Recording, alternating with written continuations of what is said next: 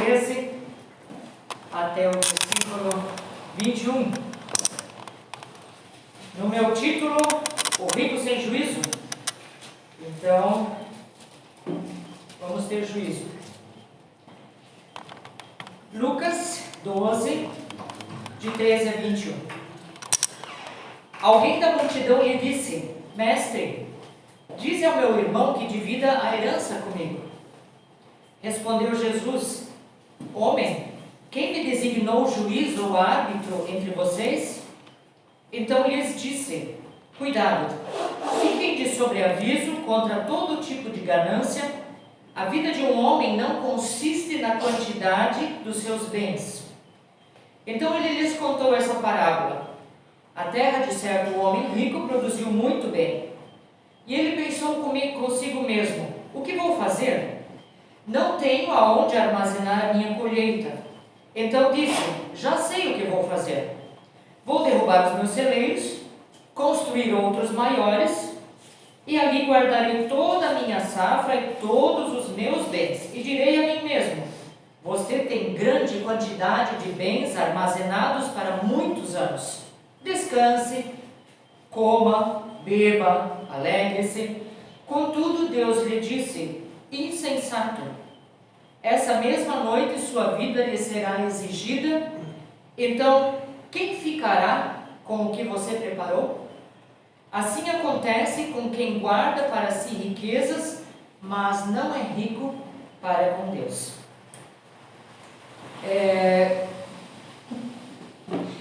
Quando eu li o meio do versículo, a vida de um homem não consiste na quantidade dos seus bens, me remeteu ao pastor Valdemur. Alguns o conheceram muito bem, né, Rose? E a gente ficava pensando, ele sempre andou de forma muito humilde, muito simples. E quem o visse pela rua, talvez até de certa forma o desprezasse, olhando na sua forma de se trajar, de se vestir. Mas eu sempre tinha para mim que ele era muito rico, sem as suas vestes, né? Um professor com 7 faculdades, com os seus diplomas. Então, se você olhasse para ele externamente, você ia dizer: o que você está falando? Não entende de nada, né? Por quê? Porque nós costumamos olhar aquilo que nós vemos. Se você está bem vestido, parece assim que é mais fácil dar atenção para essa pessoa, né? Mas se alguém está muito simples, você vai dizer assim: o que esse ignorante que não sabe de muita coisa, que talvez nem tem muita escolaridade, vem querer me ensinar? Então, esse pastor para mim era muito precioso, porque na sua simplicidade ele transmitia verdades muito profundas da palavra de Deus. Mas esse texto que nós acabamos de ler, ele é exclusivo do livro de Lucas. Você não vai encontrá-lo em outros evangelhos, mas sim no livro de Lucas. E o capítulo 12, desde o início do capítulo 12, Lucas diz que milhares de pessoas estavam reunidos neste momento aqui com o Senhor Jesus. Então, inclusive, relata que se atropelavam umas às outras. Hoje é assim quando você ouve de um cantor famoso, né? Vai ter um show do fulano. Aquela gentarada toda vai para onde esse fulano está, porque quer ouvi-lo cantar, quer ouvi-lo falar, quer ver pessoalmente essa pessoa tão ilustre, né? Na época de Jesus, ele era essa pessoa ilustre. Por mais conflitante que ele pudesse ser para as pessoas, ele era uma pessoa ilustre. Muitos estavam ao seu redor e queriam ver e ouvir o que ele tinha a dizer e a fazer. Que tipo de pessoas procuraram Jesus aqui nesse evento?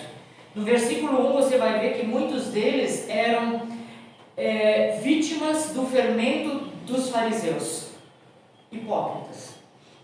Muitos hipócritas procuraram Jesus, muitos estavam aqui no meio. Outros eram pessoas censuradas, controladas pelas autoridades e eram obrigados a falar às escondidas. Me remeteu aos países que a gente tem visto que são controlados pelas autoridades, que não podem falar qualquer coisa, que não podem expressar o seu amor por Jesus. E outros eram pessoas que eram exploradas, né? Exploradas pelos impostos dos romanos, pelas taxas do templo, e com isso pessoas amedrontadas, pessoas ameaçadas de morte. Não acontece isso hoje nas favelas? As milícias cobram taxas de todos que moram naquela favela. Se você não paga, você pode ser o próximo alvo de morte. Por quê? Porque você é controlado. Aquela favela pertence a esta facção e você é controlado, você tem que pagar uma taxa. Então, muitos dos que se encontravam com Jesus nesse dia eram essas pessoas amedrontadas, temerosas, exploradas. E aí Jesus está conversando desde o início do capítulo 12 com essas pessoas. Dos versículos 4 ao 12, você vai notar que ele quer ensinar essas pessoas a confiarem nele. Olha, confie em mim. Se eu cuido dos pássaros, se nada lhes falta, eu vou cuidar de vocês também. A Rose já mencionou a natureza no início, né? Eu sempre volto a dizer de novo, o Antônio deve estar quase cansado disso, né? Eu passei tanto tempo em quatro paredes que hoje, quando eu posso andar pela rua e ver as flores, eu digo, olha esse canteiro, olha aquilo ali. Ele diz, eu não posso olhar para os lados, por favor, né? Não me tire do meu foco. Mas eu fico assim encantada, né? Com essa beleza tão maravilhosa. E então, Jesus está lá falando, animando esses entristecidos, né, a confiarem nele, quando de repente, do meio daquela multidão, né, um desconhecido toma a palavra. Né? Me fez lembrar das crianças. Eu estou no meio da história. Professora, ontem na minha sala teve assim acontecido. Nossa, o corpo dele está ali, né? Mas a mente dele está em qualquer outro lugar, menos daquilo que a gente está falando. Mas aqui, alguém desconhecido toma a palavra. Esse alguém não estava lá por causa dos ensinamentos de Jesus sobre o reino de Deus. Ele estava lá para resolver um problema familiar. Ele queria que Jesus o ajudasse a receber herança. Oh, benditas heranças, né? Motivo de tantas confusões. Versículo 13: Mestre, dize ao meu irmão que reparta a herança comigo. Fala para o meu irmão que eu também tenho direito. Mas esse pedido pode nos parecer assim esquisito, né? E dizer assim, mas que atrevimento interromper, pedir ajuda para repartição de herança. Mas era costume, naquela época, esse tipo de pedido. Por quê? Porque Jesus provavelmente estava num povoado pequeno, onde as opiniões dos rabinos, e Jesus era considerado um rabino, eram muito requisitadas, sobretudo para ajudar questões que envolvessem heranças. Então, esses povos mais pequenos, eles tinham dificuldade com a interpretação da lei. Então, esses rabinos ajudavam nisso. E é claro que, além de ajudarem, né, eles podiam se exibir, dizendo assim, nossa, quanta inteligência eu tenho, estou sendo requisitado, mas também sobrava um din-din para eles, né? Sobrava um dinheirinho para eles como recompensa por terem conseguido promover o acordo. Não é assim hoje também? Os advogados, né, têm a capacidade de mostrar o quanto são eficazes, em troca cobram algo de nós, resolver o nosso problema e mostrar também a sua eficácia nisso, né? E a impressão que dá que esse homem que pede essa ajuda, essa intervenção, provavelmente fosse o filho mais novo. Por quê?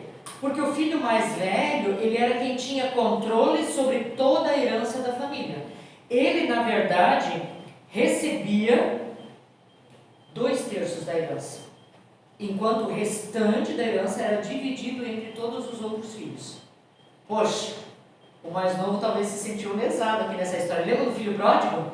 Me dá minha parte, deixa eu usufruir, foi embora. E a gente só nota, quando ele volta, qual era a dificuldade do filho mais velho, não é? Quando ele volta, é que o filho mais velho reclama, pai, você já deu a parte do fulano, pai, ele gastou tudo, pai, você está recebendo ele de volta, pai, você pai, pai, pai. E bicudo. Né? Então, é algo muito difícil. Então, o primogênito, ele tinha direito a 2/3 da herança, e o outro terço, então, era distribuído para os outros filhos. Isso a gente vê em Deuteronômio. Mas, o filho mais velho tinha responsabilidade pela viúva, ou seja, pela mãe, se ela ficasse viúva, e pelas irmãs solteiras. Então, ele tinha direito a mais herança, sim. Mas ele também tinha direito, o dever maior do que os outros. Né? Então, geralmente a gente diz que o trabalho sobra para o filho mais velho. O Antônio diz, olha, o trabalho sobrou todo para mim. Meus irmãos mais velhos, o trabalho sobrou para mim. Gente, isso não é... Ali era uma regra. Né? Hoje, na nossa sociedade, é diferente. Eu sempre digo que hoje filhos não são garantia de que você será cuidado. Né? Nós podemos ver filhos mais velhos cuidando de seus pais, filhos mais novos e filho nenhum. Ou filhos adotivos cuidando dos seus pais. E também filho nenhum. Estranhos cuidando ou mencionados cuidando. Né? Então, geralmente quando o filho mais novo pedia herança, ele tinha conflito. E aí era necessária a intervenção desses rabinos, que exerciam o papel dos advogados e juízes de hoje, especialmente nos pequenos povoados. Por isso, que com a passagem de um rabino pelo povoado, era comum acontecer esse tipo de questão, né? E aí Jesus responde para esse homem: quem me encarregou de julgar ou dividir os vossos bens? Jesus, ele havia acabado de ensinar sobre confiar em Deus. E aí surge este, talvez levantando a mão ele, eu quero falar, me ajuda a ter a minha parte da herança. Então, parece que ele estava lá, mas não tinha entendido nada do que Jesus tinha falado. Absolutamente nada. Eu muitas vezes brinco que é missa de corpo presente, né? O corpo estava lá, mas a mente vagava, né? Pergunto para as minhas crianças, o que acabamos de ouvir da lição? Fulano. Hã? Ai, tia, não sei. Eu disse, você estava falando com a amiguinha do lado, né? Não, capaz. A mente estava vagando. Ele estava aqui só preocupado com a partilha da herança. Ele não tinha ouvido a parte de confiar em Jesus, ou de confiar em Deus, né? E não acontece assim conosco tantas vezes. Nós vamos à casa do Senhor, nós sentamos gostosos, nós compartilhamos com os irmãos, mas quando menos percebemos, o inimigo desviou a nossa atenção da palavra e a gente está vagando com tudo que a gente já tem que resolver amanhã, terça, quarta, quinta, sexta e etc. Gente, acontece comigo. E muitas vezes eu digo, Senhor, toma o meu pensamento cativo. Quantas vezes eu vou para casa e digo, Antônio, eu consegui sintonizar o meu botão no meio da palavra só. E eu perdi o resto. E eu fico angustiada, porque eu lutei com o meu interior para conseguir ter paz para ouvir. A recusa de Jesus, né, ela parece muito estranha, porque Jesus não costumava recusar pedidos. O que queres que eu te faça? Senhor, eu quero enxergar. O que queres que eu te faça? Os 10 leprosos, né, podiam ir embora. Jesus não era hábito de Jesus recusar pedidos, mas ele não tinha sido enviado para resolver questões de herança. Ele tinha sido enviado para uma missão muito maior: buscar e salvar o perdido. Hoje, a minha é você. Então, e esse é um dos poucos pedidos que Jesus recusa. Parece que na verdade ele está que nem Pilatos, né? Lavando as mãos, esperando ver o que vai acontecer. Não é isso. Mas Jesus sabia o que estava no profundo do coração daquele homem.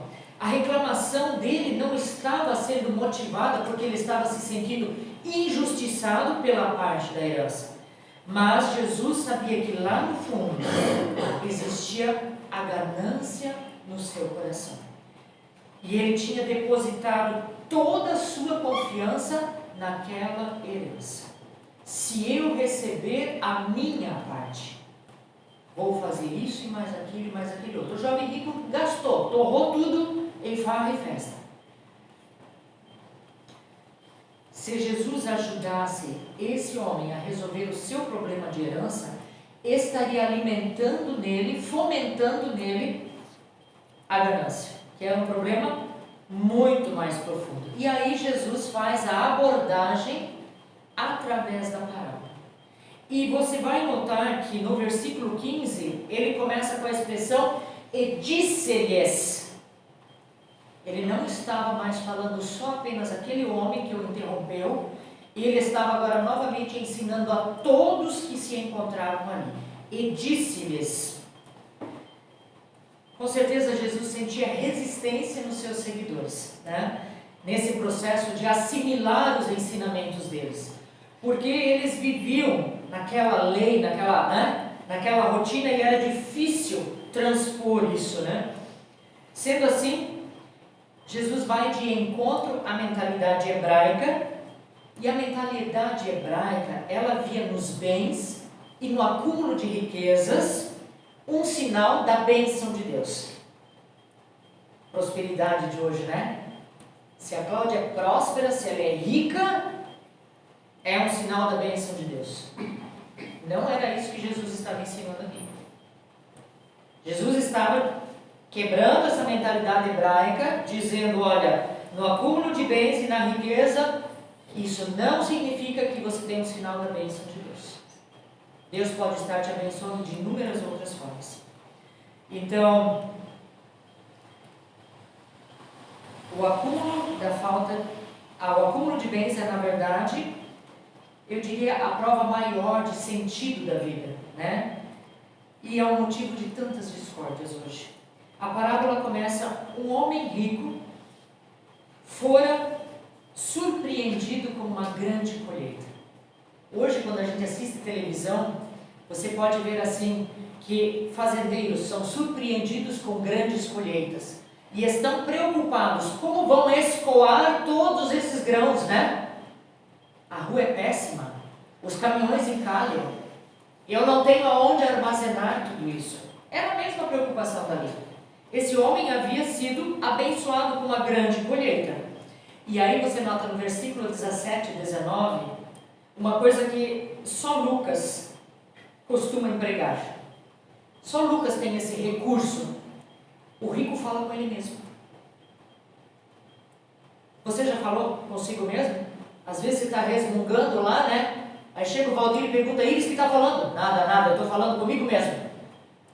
Esse rico estava falando com ele mesmo. E quase todas as falas dele eram: vou fazer, vou derrubar, vou guardar, meu, minhas. Tudo era meu, minha, eu, né? Isso revela egoísmo, e em todo esse comportamento de egoísmo e de soberba, você nota uma coisa muito acentuada: a falta de gratidão a Deus. Ser grato é algo muito importante. É como a Rosa falou: eu não vou agradecer porque eu estou doente, mas eu vou agradecer porque, apesar de estar doente, Deus conseguiu, né? Ele me conduziu durante toda essa semana. Ele me permitiu fazer as minhas tarefas. Gratidão em meio à provação, em meio à dor, em meio à frustração, é importantíssimo. E em nenhum momento esse rico glorificou ou agradeceu a Deus pela abundância que ele estava recebendo. Não houve isso. Ele simplesmente falou: meu, minha, eu posso, né? Se esqueceu, como diz no versículo 7 do mesmo capítulo, que cada fio da cabeça de um homem está sob o controle de Deus.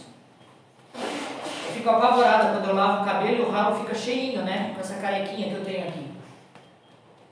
Mas cada fio de cabelo Deus sabe que está caindo, então eu imagino que Ele saiba também que eu não gostaria de ser careca, né? Deus sabe, porque Ele nos criou, Ele nos formou a sua imagem e semelhança. Ele se engrandeceu de si mesmo, Ele se orgulhou dos bens. Na insensatez dele pensou assim: eu juntei tudo isso, eu trabalhei muito. Orgulhoso da fortuna, cego e miserável espiritualmente. Confiou seu coração nas riquezas e não no Deus que o havia abençoado. Tudo que nós temos vem das mãos de Deus. Tudo. Nosso trabalho, nosso lar, nosso carro, nossa saúde, nosso lugar de estudo, a casa de Deus, tudo vem das mãos de Deus.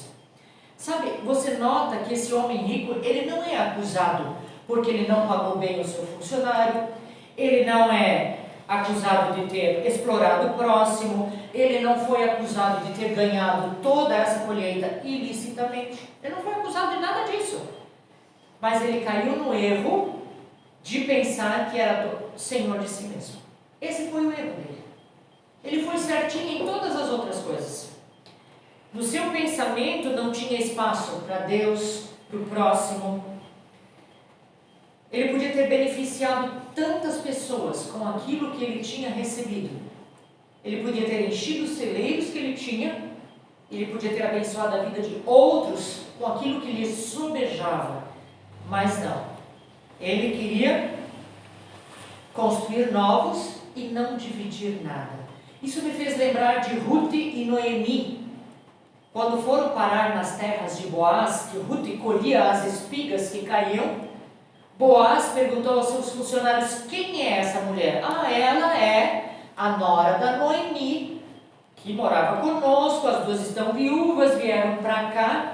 E ele dá ordem aos seus empregados, dizendo o seguinte: derruba umas espigas a mais, deixa cair de propósito, para que ela possa ajuntar ainda mais. Ele podia ter dado a ordem para os funcionários dele: manda ela embora daqui, o que ela está fazendo nas minhas terras? Ela não pediu autorização, mas na verdade Ruth estava juntando o que sobrava no chão. E ele dá a ordem: deixa cair de propósito um pouco mais. E a Bíblia relata que naquele dia ela juntou 25 quilos de grãos, que ele permitiu que ela debulhasse lá no rancho que ele possuía, dividiu almoço com ela: olha, almoce aqui com os meus empregados. Olha a diferença, né? Do compartilhar, do dividir, ao invés de, não, é meu, é minha riqueza, né?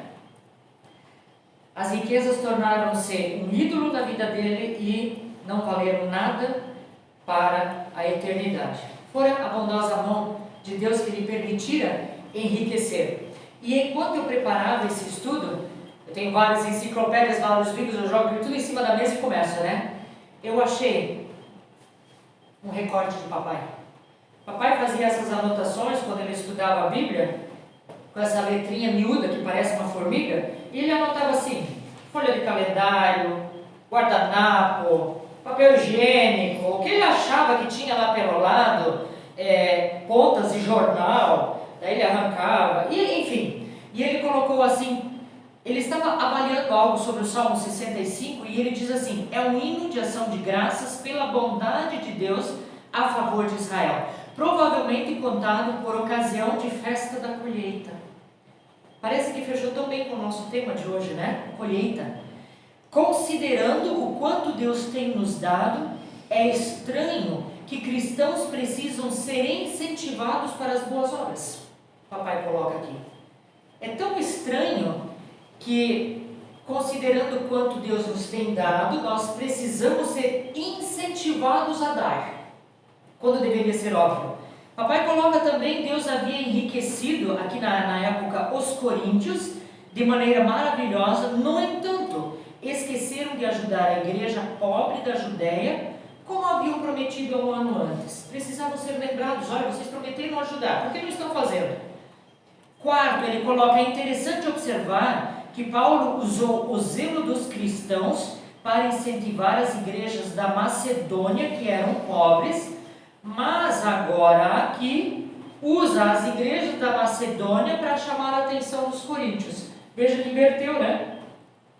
Primeiro os coríntios foram animados a falar para a igreja pobre da Macedônia, aqui, né? E agora o inverso estava acontecendo. Dai e dar-se-vos-á, ele colocou aqui, Lucas 6,38. Essa é a promessa que Jesus fez e continua valendo até hoje. Ceifamos na medida que semeamos.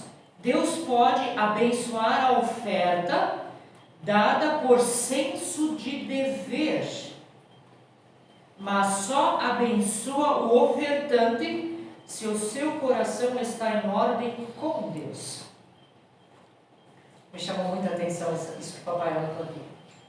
Deus pode estar abençoando a tua vida quando você oferta por senso de dever.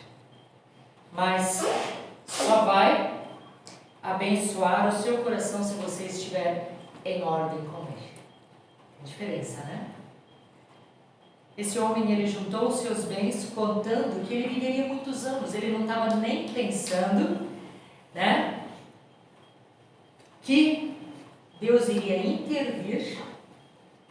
Precisou que não dependeria de ninguém, de nada. E naquela noite Deus disse, louco, ainda nessa noite pedirão de volta a tua vida.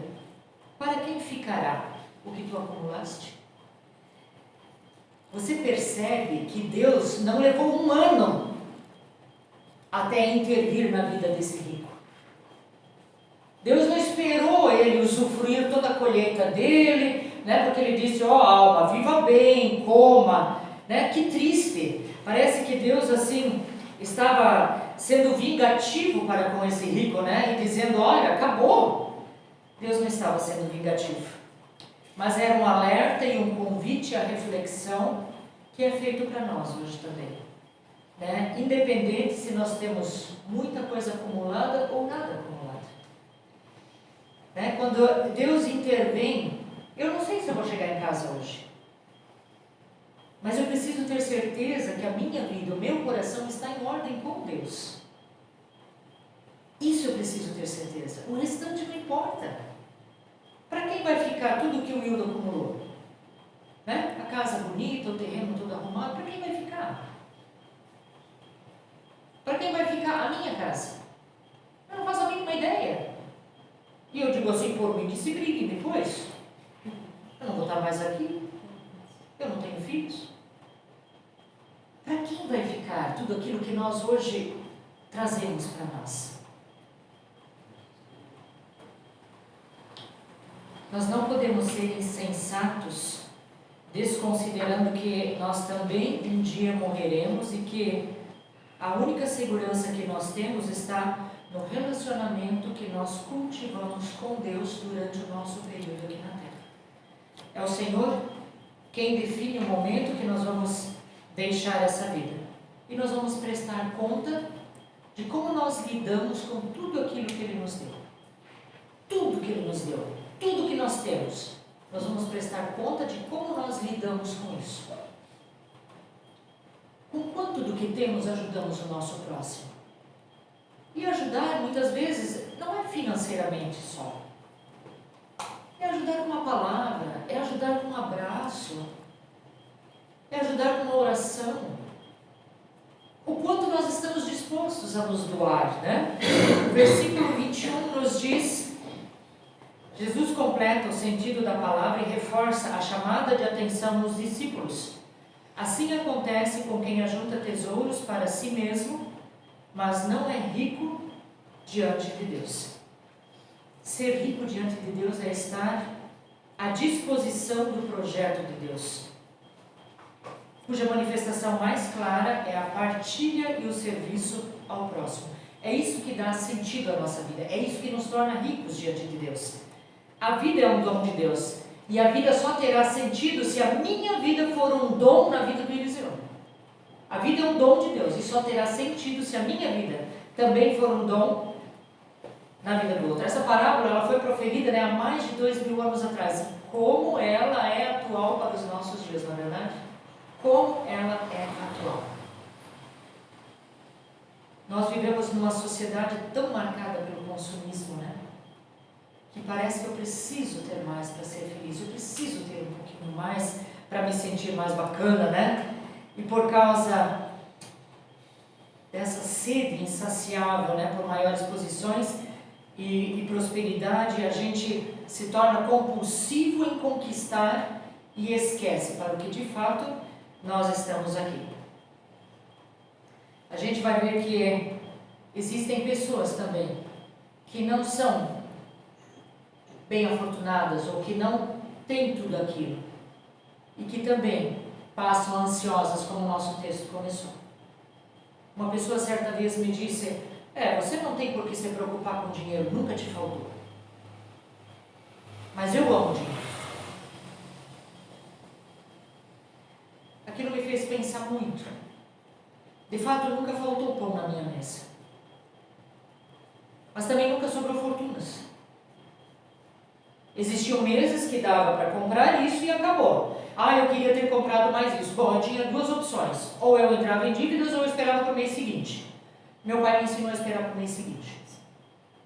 Não posso comprar hoje? Então guarda um pouquinho, no mês que vem você compra. Então, nós podemos viver nos dois extremos.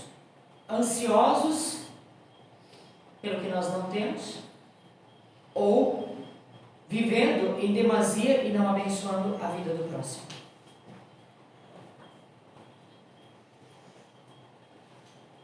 A Bíblia diz, é uma música que na verdade me veio à mente, eu anotei: olhai os lírios do campo que são tão belos.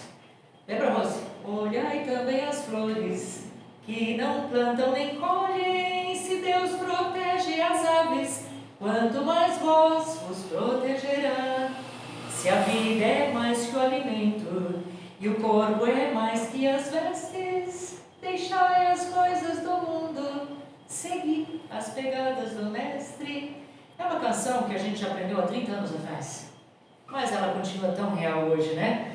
O trabalho, ele é uma ordem bíblica. Devemos trabalhar para obtermos o nosso sustento, viver dignamente, mas o problema é nós colocarmos a nossa confiança e a nossa segurança e não buscar a Deus em primazia ou em primeiro lugar. Nada deve substituir em nossas vidas o primeiro lugar que deve ser de Deus. Duas frases me chamaram a atenção enquanto eu preparava esse texto e eu as copiei, e elas dizem assim. Primeira, Henry David, no dia 11 de março de 1856, escreveu em seu diário: o mais rico dos homens é aquele cujos prazeres custam menos. E também, um homem é rico na proporção do número de coisas sem as quais pode viver. Sem o que você pode viver hoje? Você pode viver sem o carro? Sem o forno? Sem a luz elétrica? Sem o que você pode viver hoje? E essa outra foi um tapa na minha orelha. Se alguém deixou herança, foi porque acumulou. Se acumulou, foi porque não partilhou.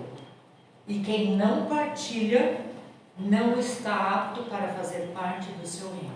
Forte, né? Parece que a espada entra, dá uma futucada e tira de volta, né? Se alguém deixou herança, foi porque acumulou. Se acumulou, foi porque não partilhou. E quem não partilha, não está apto a fazer parte do reino de Deus. E eu quero encerrar. Jesus encerra também a parábola dizendo qual é o alvo, ou qual é o alvo que devemos buscar. Devemos ser ricos para com Deus. Esse deve ser o nosso alvo. 1 Timóteo 6,17 diz: exorta os ricos do presente século que não sejam orgulhosos, nem depositem a sua esperança na instabilidade da riqueza, mas em Deus, que tudo nos proporciona ricamente para o nosso aprazimento. Que pratiquem o bem, sejam ricos de boas obras, generosos em dar e prontos a repartir. Gente, eu não sou eu, isso é o que eu falei no início. Eu sempre estou com textos polêmicos, né? Parece que eu sempre estou falando como se estivesse cobrando alguma coisa. E não, leve para o lado de que o Senhor está nos instruindo nessa noite. Parece que esse versículo de 1 Timóteo, ele resume tudo que nós vimos sobre essa palavra. Garanta que seu coração esteja no lugar certo. Reconheça a soberania de Deus em todas as coisas. Seja grato a Deus por tudo que Ele tem dado a você. Deposite nele toda a sua confiança. Reconheça que você depende dele em todos os teus caminhos. Ama o teu próximo como a ti mesmo. Busque ao Senhor Jesus a cada dia. Creia que o Senhor não apenas cuidará de ti mas também irá abençoar você com tudo o que você precisa.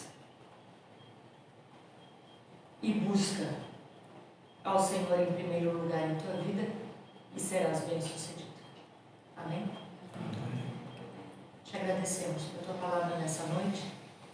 Te agradecemos porque nos animas a te buscarmos em primeiro lugar em nossas vidas. Te agradeço porque nos fazes ver que podemos ser ricos em Ti. Quando todas as coisas nesta vida são passageiras, Tu não és. Tu és eterno, onipotente, onipresente, onisciente. Conheces o mais profundo do nosso coração. E que a Tua palavra encontre guarida em nós, que ela pudesse trabalhar nossas vidas, transformar onde precisamos ser transformados. Tu conheces aonde eu estou presa, Tu sabes do que eu necessito da Tua ajuda, e eu te peço, transforma-me à luz da Tua palavra. Nós te agradecemos pelas ofertas dessa noite, nós te agradecemos porque nisto podemos ver a Tua fidelidade para conosco, suprindo-nos a cada dia de uma forma nova. Nós te agradecemos porque livremente podemos estar na Tua casa, ouvindo da Tua palavra, quando tantos não têm essa liberdade. E nós te agradecemos porque o Teu Espírito Santo se faz presente em nosso meio. Louvado seja o Teu nome. Fica conosco nessa nova semana que se inicia.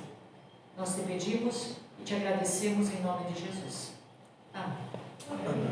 Nós queremos estar